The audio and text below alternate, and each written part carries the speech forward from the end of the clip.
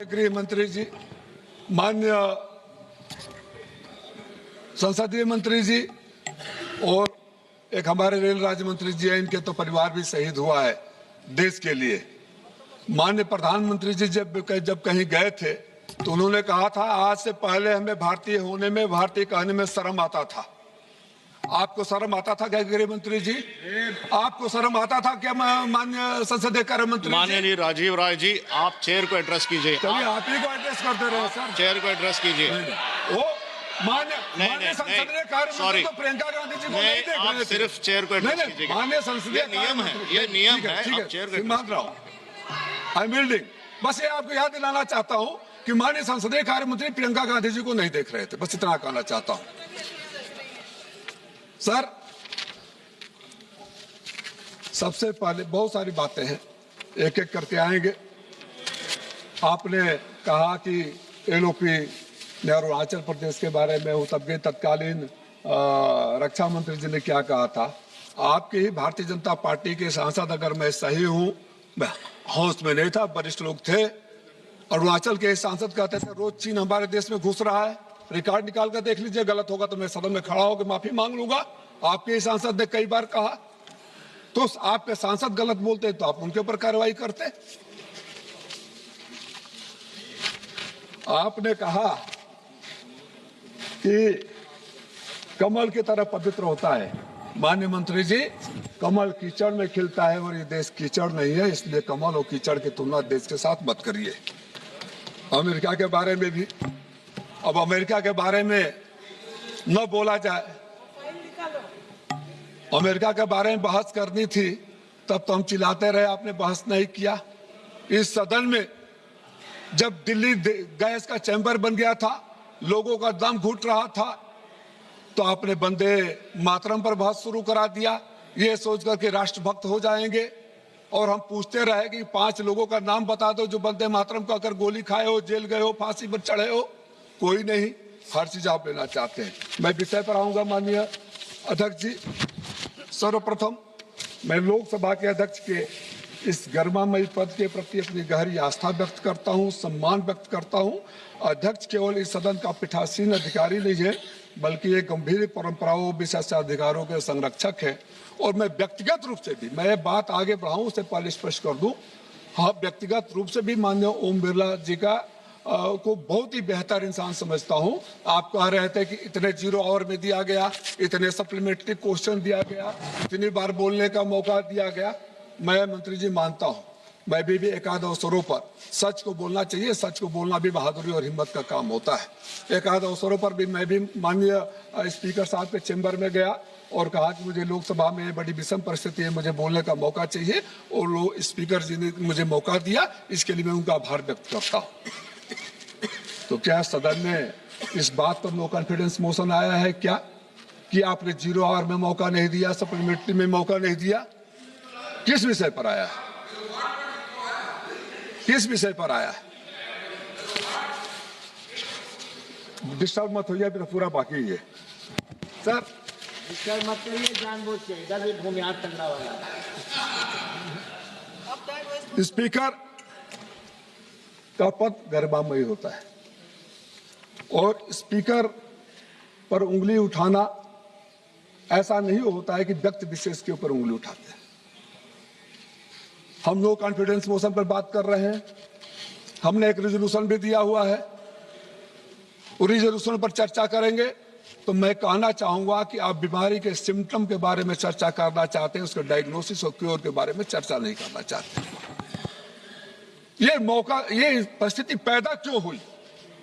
आपने कभी सोचा है ये हालात पैदा क्यों? मैं जानता हूं, चाहे इधर के हो चाहे उधर के हो, कोई खुश नहीं है, कोई ये नहीं चाहता कि नहीं ये स्पीकर को हटा दो। किसी का खेत का झगड़ा है क्या? किसी का परिवार का झगड़ा है क्या? किसी का नहीं है।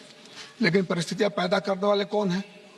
जिस स्पीकर को मैं चैम्बर में जाता हूं, कभी उन्होंने किसी चीज के लिए नाम नहीं कहा।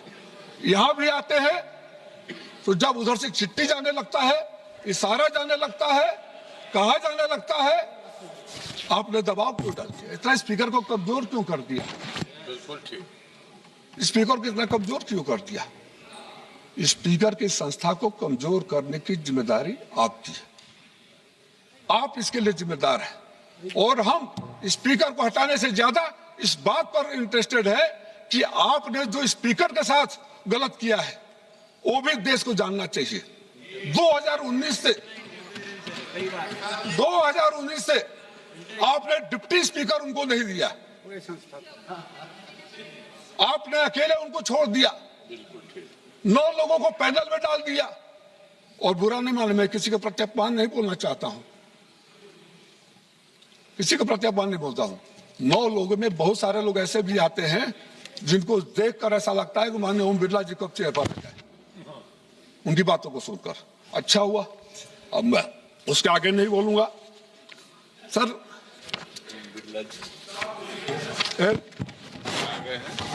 समझ सर इजाजत चाहूंगा सर, तबियत ठीक नहीं हो मेरी।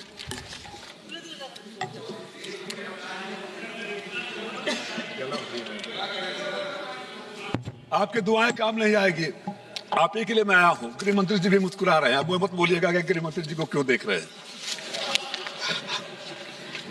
सर क्लासिकल अथॉरिटी थे एस्किन में, उन्होंने कहा था the chief characteristic of the office of speaker is absolute impartiality. Can you imagine the absolute impartiality in this house under the present government? We do not allow the speaker to function independently. That is the whole cause of all this chaos. It didn't want this resolution to bring here. आपने ऐसे कर दिया। नेहरू जी को आप coat कर रहे थे, नेहरू जी ने कहा था कि it is the symbol of nation's freedom. Speaker ji की फ्रीडम है, स्पीकर साहब के फ्रीडम का उदाहरण दूं कुछ। लोकसभा और राज्यसभा स्पीकर टीबी अलग अलग होता था ना। आपने लोकसभा टीबी लोकसभा स्पीकर के अंडर में होता था, राज्यसभा टीबी राज्यसभा के स्पीकर के अंडर में होता था। आपने मर्ज कर दिया, उसका सीईओ किसको बना दिया आपने? उपराष्ट्रपति के सचिव को बना दिया। आपने वो भी उनसे छीन लिया, पार्लियामेंट्री सिक्योरिटी का अधिकार उनसे छीन लिया कि नहीं छीन लिया? आज तक उनके हाथ में होता था। और तो और पार्लियामेंट्री सिक्योरिटी की भर्ती नहीं, मैं कुछ वो नहीं ले रहा हूं, लेकिन मुझे बताया गया कि यहाँ जो लोग बैठे हैं उनका भी 2017 से भर्ती नहीं हुई। तो सारा अधिकार तो आप छीन लेते हैं और इंडिपेंडेंस की बात करते हैं। मेरी पार्टी टाइम दे देगी सर, परेशान मत होइए सर। इन शब्दों में हमें स्मरण होता है कि जिस पीठ पर आज हम चर्चा करें वो साधारण पद नहीं है, वो स्वयं सांसद की सार्वभौमिकता गरिमा का संस्थागत प्रतीक है। इसलिए अध्यक्ष के संबंध में होने वाली कोई भी चर्चा उनकी विश्वसनीयता, उनकी पर्सनल क्रेडिबिलिटी, उनके नैतिकता पर कोई सवाल नहीं उठाती है। हम तो महोदय आपसे कहना चाहते हैं कि संवैधानिक पद पर संविधान का अनुच्छेद 93 में स्पष्ट रूप से निर्धारित किया गया है, जिसमें लोकसभा के अध्यक्ष और उपाध्यक्ष दोनों का निर्वाचन का प्रावधान है। इसके अतिरिक्त अनुच्छेद 94 में सदन के प्रस्ताव के माध्यम से अध्यक्ष के त्यागपत्र या हटाए जाने की प्रक्रिया निर्धारित की गई है। इन प्रावधानों से स्पष्ट है कि अध्यक्ष पद संवैधानिक और संस्थागत प्रकृति का है, न कि राजनीतिक। ये राजनीतिक पद नहीं है सर। अध्यक्ष सरकार का नहीं बल्कि पूरे सदन का सामूहिक इच्छा और उसी गरिमा का प्रतिनिधित्व करता है। आज से 3 बार पहले भी नो कॉन्फिडेंस मोशन आया है, तीनों बार कोई स्पीकर हटाया नहीं जा सका। और आज भी सबको पता है, आज भी सबको पता है कि मेजॉरिटी किसको है। कोई रॉकेट साइंस की जरूरत नहीं है, कोई अंधेरे में तीर मारने की जरूरत नहीं है।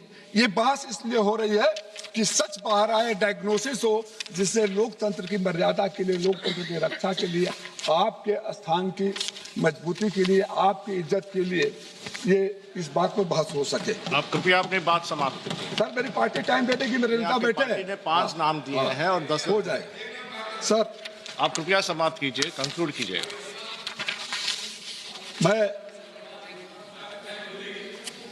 एक उदाहरण दूंगा सर। आप बात कर रहे थे यूके की। यूके में हाउस ऑफ कॉमन्स में माननीय मंत्री जी, जो स्पीकर का पद होता है उसको इंडिपेंडेंट रहने के लिए उसके खिलाफ जब वो स्पीकर जाते हैं 5 साल बाद इलेक्शन लड़ने, तो कोई पार्टी अपना कैंडिडेट नहीं खड़ा करती है, तो उनके ऊपर कोई दबाव नहीं रहता है। रूलिंग पार्टी हो या अपोजिशन हो, सर पता कर लीजिएगा, वो आके पार्टी कैंडिडेट नहीं खड़ा, वो अनअपोज इलेक्ट होकर आते हैं। यहाँ के दर दय और भय और दहशत में नहीं रहते हैं सर। तो कहीं सीखने में क्या बुराई है? हम क्यों नहीं कह सकते फिर स्पीकर के ऊपर कोई कुर्सी ना उंगली ना उठाए? मैं आज भी उंगली नहीं उठा रहा हूँ, व्यक्तिगत रूप से बहुत बेहतरीन इंसान है, आपने उनको स्वतंत्रता छीन ली है और इस मुगालते में है कि शायद आप अच्छा रहेंगे जो आप डेमोक्रेसी के साथ कर रहे हैं। चर्चा होती, क्यों इलेक्शन कमीशन की चर्चा होती है? इसी हाउस में मैंने इलेक्शन कमीशन के कारनामों को इलेक्शन कमीशन के रिकॉर्ड से लहरा कर पूछा था, किसी ने जवाब नहीं दिया। आज आपने प्रिविलेज कमेटी तक को नहीं बनने दिया 1.5 साल में, और सांसदों के साथ आपका अधिकारी अपमान कर रहे हैं। पूछिए, आप उधर के लोग भी तरसते होंगे। अब बनी है ना, अब बनी है। और मानिए अध्यक्ष जी के पास जाइए, सर हमारा ये अधिकारी अपमान कर रहा है, वो कहते हैं राज्य का मामला है, आपने उनकी स्वतंत्रता को खत्म कर दिया। धन्यवाद जी, आप कंक्लूड कर रहा हूं सर, 2 लाइन कंक्लूड कीजिएगा प्लीज। कंक्लूड कर रहा हूं। याद रखिएगा जो आपने लोकतंत्र के साथ किया, साहबों को साहिब किरदार से हटना पड़ेगा, साहबों को साहिब किरदार से हटना पड़ेगा। एक न एक दिन आपको भी सरकार से हटना पड़ेगा, और जिस दिन हट जाएंगे उस दिन आपने माननीय श्रीमती इतिहास आपको पाप दिखेगा। महुआ मैत्री